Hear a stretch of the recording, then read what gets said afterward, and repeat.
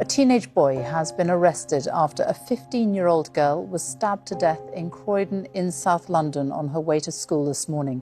This is every parent's worst nightmare.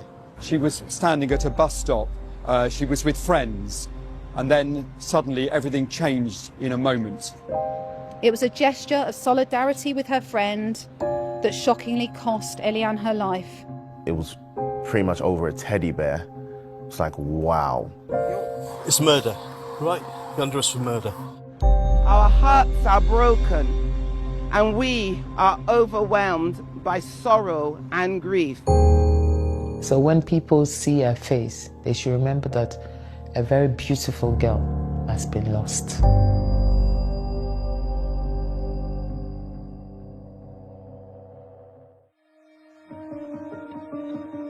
Eliane was born to my sister, and that was the most happiest day of her life. And it was like a miracle that she was waiting for. I remember my auntie and uncle having quite a few difficulties having children, and so Eliane was literally the miracle baby. And I've always wanted a younger sister, and she definitely fit that category. I used to babysit and take her to school and pick her up at times when her parents were working. How was school? Good. Every single time, same thing. How was school? Good, even though it was bad. She was just very joyful, very funny, very cheeky. If she didn't like something, she'll make it very clear. Yeah, she was just a bundle of joy. She's a lovely girl. She makes friends easily, you know, because she's always smiling. There's always a smile on Eliane's face. Her group of friends,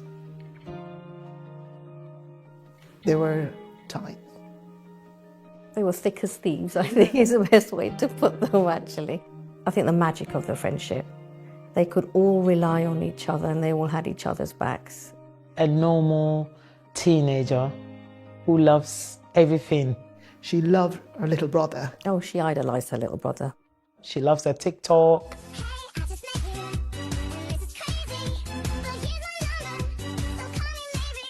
And I just remember the precious moments of me and her with music.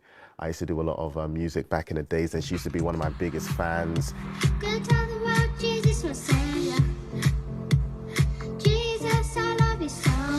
She went to church. She was a church girl, you know, and she sings. She loves singing.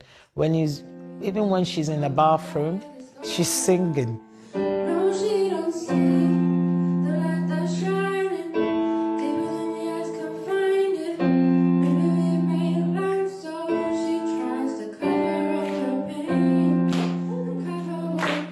She'll be asking me questions about the Christian faith, and I was able to answer those questions in a way that a child would understand. But because of my music being very faith-orientated, we really connected. She was doing GCSE art, she loved art. I think that's a sad part we'll never get to see, where it would have all taken her. Eliane always wanted to do something big. You know, she wanted to be a lawyer. So Eliane loved studying. You see her all the time with a book, reading, you know, talking about justice, talking about things that she feels, oh, this person wasn't treated fairly. The final time that we saw her, 1:30 on the 26th of September, and she left the classroom, and the last word she said to me was, "Thank you, Mrs. Smith." And that was it. And she left.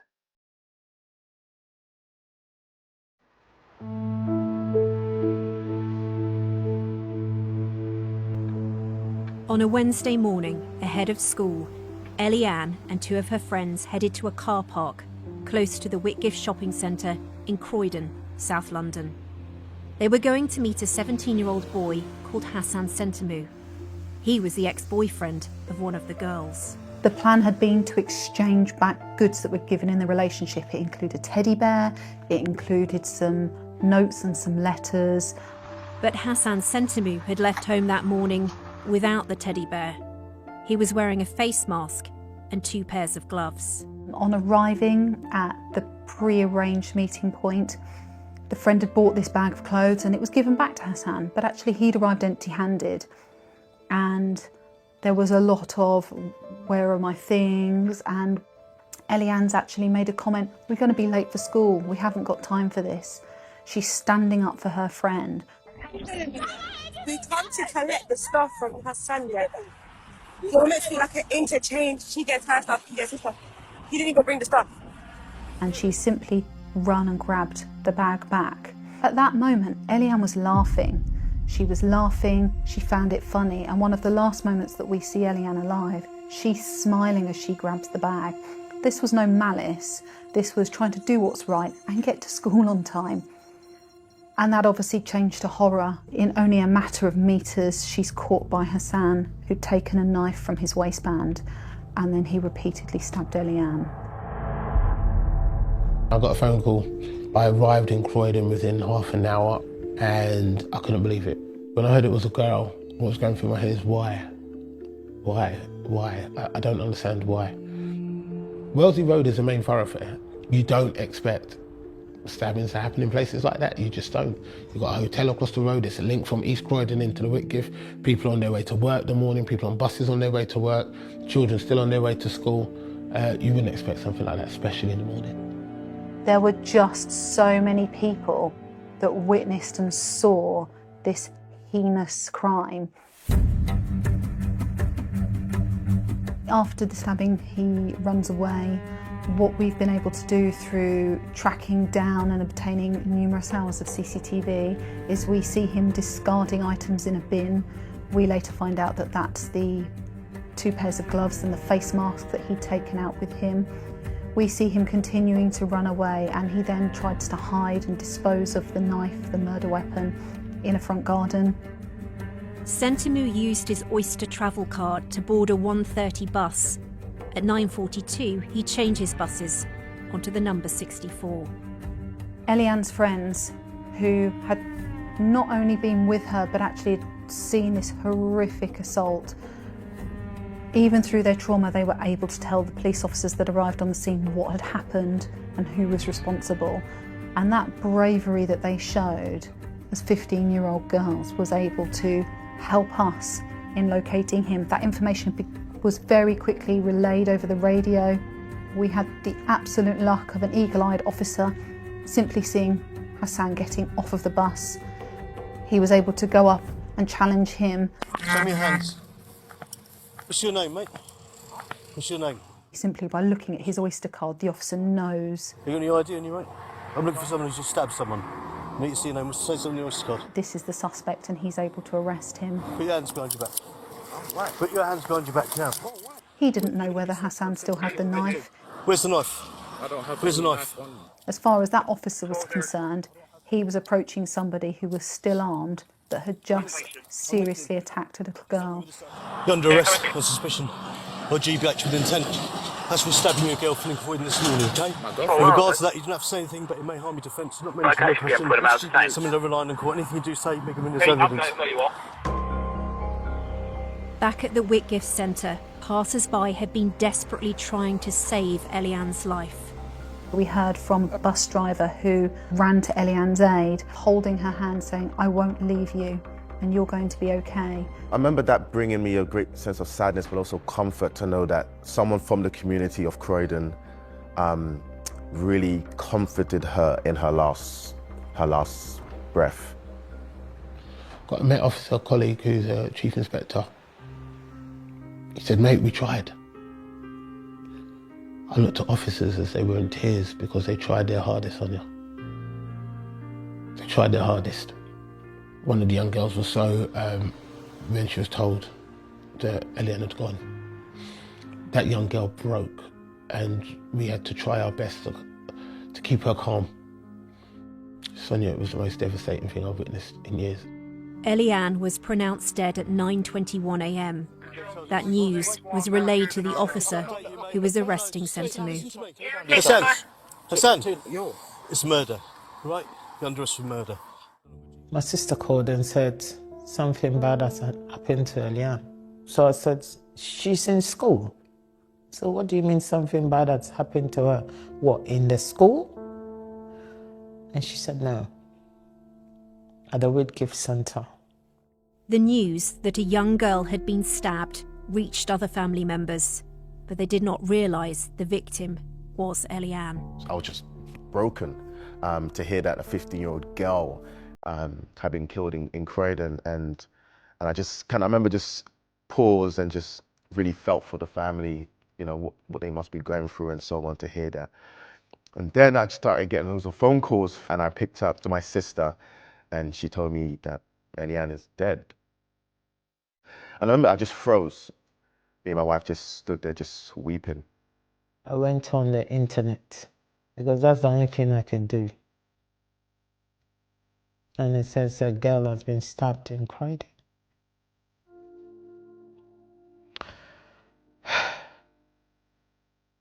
The impact it had on school was immense. Yeah. And you could hear the girls in school, the screaming and the crying. I think all they wanted to do is support each other, and that's exactly what they did the rest of the day. And then as parents came to pick their students up, we let them go because the best place for them was with their parents. I saw my sister with the police, and I knew that the worst has happened to her family. Shortly after 8:30 this morning, we responded to a stabbing here in Wellesley Road, Croydon. Our officers were on scene within 2 minutes of the call being received. They provided emergency first aid along with paramedics from the London Ambulance Service and the London Air Ambulance. Sadly, despite their efforts, a 15-year-old girl died at the scene. This is every parent's worst nightmare. In police custody, officers noted Sentamu was smiling and joking. Asked where he discarded the knife, he gave a false location. And the only other question that he answered was if he wanted to say anything to Eliane's family, and he said no. And everything else he said no comment. Sentamu was charged with Eliane's murder and with possessing a kitchen knife in a public place without good reason. As he was just 17 years old, his identity was protected at that time. He spoke only to confirm his name and date of birth, and his lawyer said there was no indication at this stage which way he would plead. He was remanded in youth detention. We, as a family, are struggling to comprehend this painful tragedy that has happened to our beautiful daughter and beloved sister, Eliane. The day after Eliane's murder, her father, Michael, and mother, Dorcas, visited the spot where she died. Our God, you reign forever. To see the community really support us in our most difficult time was so beautiful to see.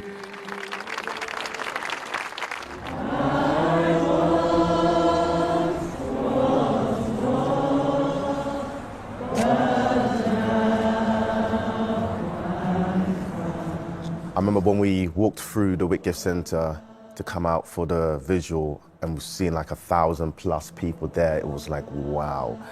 It's clearly Croydon has been hit by this murder.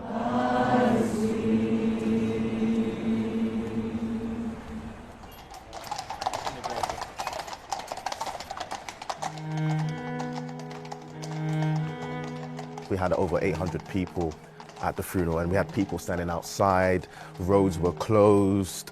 I'm like, wow, this is really honoring to her.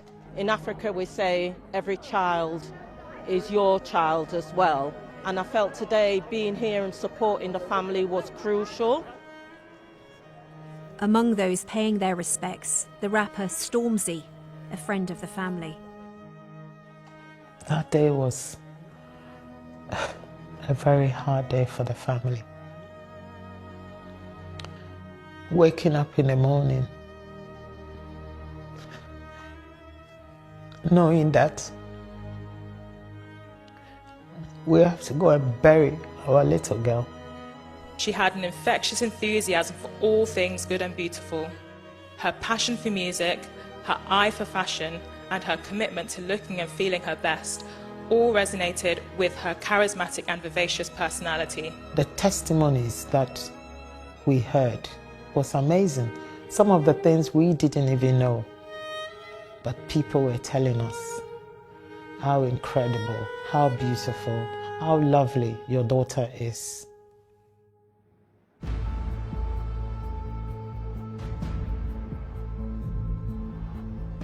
Our investigation and our evidence was actually incredibly strong. Within a matter of weeks, we had the DNA evidence from the knife, we had the CCTV, which not only shows him running away and discarding the knife, but it shows the moments that he stabs Eliane.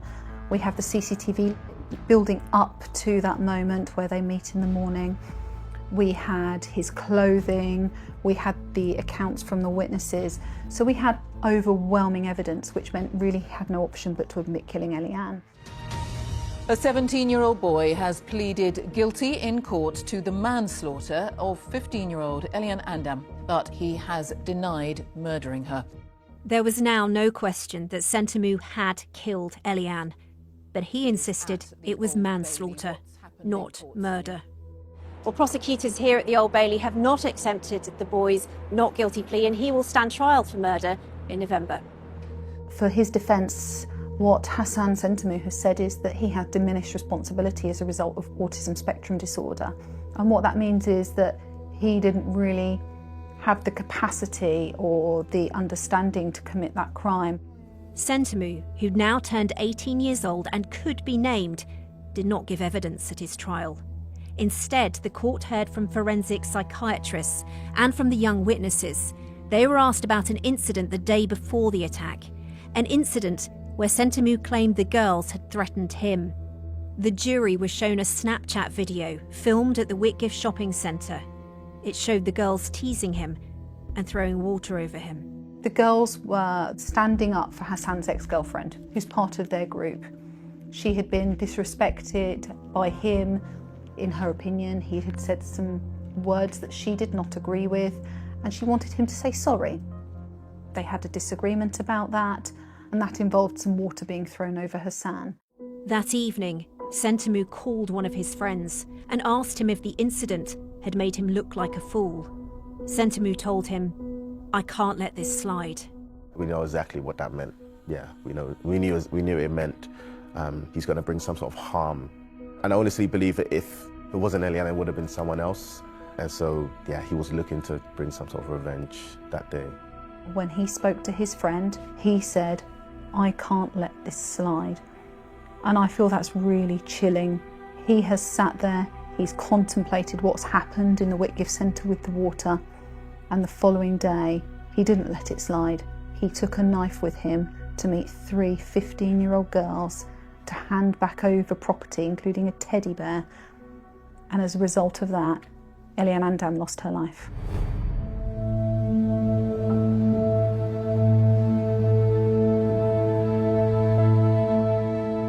The jury took 11 hours and 42 minutes to find Sentamu guilty of murder by a majority of 10 to 2, and unanimously guilty of possessing a knife. The verdict today is the first step towards justice for Eliane, but also a message that violence and knife crime, especially towards young women, will not go unanswered. We think about her every moment of every day, cherishing her love and the joy she brought to everyone around her. It was a bittersweet relief. It was definitely a release in terms of the right thing has been done, but we're still going home with no Eliane. So that was still hard. So it wasn't a celebration. I've never had the chance to process any grief. I live with it. I've not slept a full night for the past 1 year now. I've not. Every day for my sister is like walking death. Eliane was her only joy, a little girl. You have to force her to eat. You have to force her to do things. You have to force her to do everything. She forgets. The grief that she's going through, to be honest, I would not be able to tell you. The whole thing you go into teaching for is to see them go and become something that they want to become, reach their aspirations, you know. And yeah, you feel just robbed that you never get to see that. Hearing that, literally, it was pretty much over a teddy bear. It's like, wow, like this amazing, young, beautiful girl who had a bright future, parents have invested so much into her, gone in seconds. And I think to this day that really grips us, that this really didn't need to happen.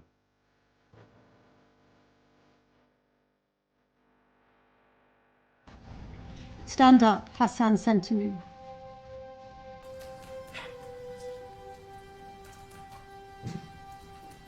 You have taken the life of a precious child. You have devastated the lives of those who knew and loved Eliane Andam, a bright, kind and loyal 15-year-old on her way to school with her friends.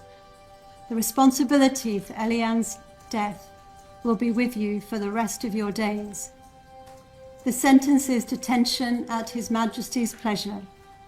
For the murder of Eliane Andam on the 27th of September 2023, you will be detained for at least 23 years, which means, after counting the days served so far, a minimum term of 21 years and 199 days. As a family, we are, in a sense, disappointed in that sense, because we know it was premeditated murder. We know that he thought about it, he brooded over it, he brought a knife the next day, and he brutally killed our sweet Eliane. And so even if he got 1,000 years, it's never going to do justice and bring any sort of peace. Our family's deeply ripped to pieces, and not just our family, but the whole community. So I hope that Hassan, in his cell, that he will really think about what he's done and really truly have a sense of remorse. But I still will never believe that he will fully understand what we're going through. Eliane deserved a long and beautiful life. Though she is gone, we will carry her in our hearts forever, and we will continue to speak her name. Thank you. Let's stand as we read God's holy word.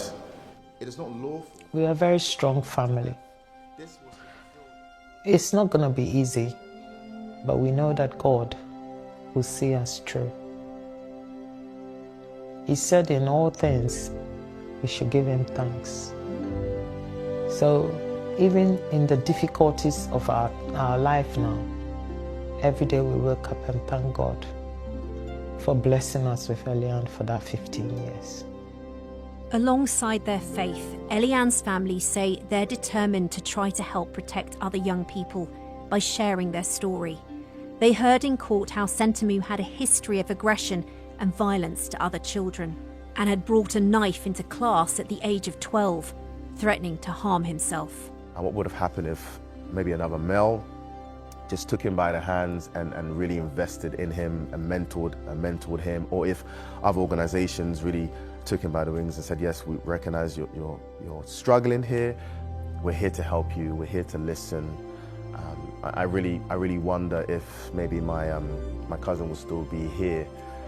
This is our child. Enough is enough. Let's drop the knife. Around Croydon, there are many Hassans just walking around Croydon. Young boys who are angry, young boys who are lost, young boys that want to be listened to. But I do believe there are great people in our community, great organizations who are in place that can really help and support these young people. So that is our hope, that we can start early from primary school so that foundation is there from the beginning. No power of hell, no scheme of man can never pluck me from His hand. On the first anniversary of Eliane's murder, her family unveiled a mural at the spot where she died. We are telling people to put the knives down every time you see the picture of Eliane. That mural is beautiful because it really does reflect Eliane. One of the things she loved, which you'll see in some of her pictures, is that she loved her hair. And so we really wanted to capture that. And that is the hairstyle I remember her having the most. That's what makes that memorial so special, that each person has left their real mark on that tribute, and it's so personal. So it's hopefully a reminder as people walk and drive through one of the most busy parts of Croydon to just stop and think of the impact that knife crime has on this community. I like people to remember Eliane as a most beautiful girl. A girl that lived a life to fight for people, to love people, to just be there for friends and family. I want people to always know that the Eliane that we lost was very precious to our family, my sister especially. So when people see her face, they should remember that a very beautiful girl has been lost.